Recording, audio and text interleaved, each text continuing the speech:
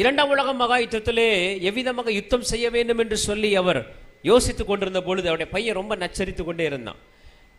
அப்போ அவர் கையில் ஒரு பிளே கேமை கொடுத்துட்டார், விளையாட்டு பொருளை கொடுத்து, இதில் வேர்ல்டு இருக்குது, இது சரி பண்ணிட்டு வா என்று சொல்லி அவனிடத்தில் அனுப்பி விட்டார்.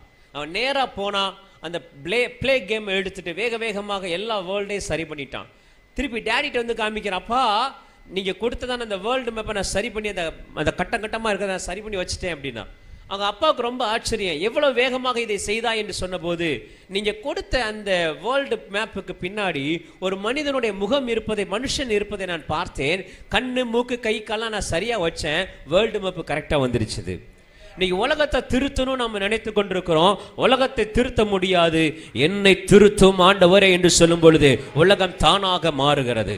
என் குடும்பத்தை சீர்படுத்தும் ஆண்டவரே என்று சொல்லும் பொழுது நம்முடைய தெரு சீர்படுகிறது.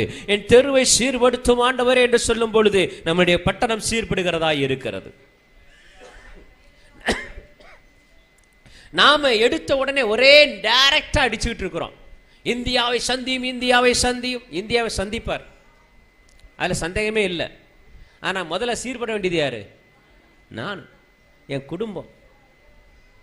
என் குடும்பத்தில் உள்ளவங்க சீர்படும் பொழுது என்னை பார்த்து அவர்கள் சீர்படுகிறார்கள்.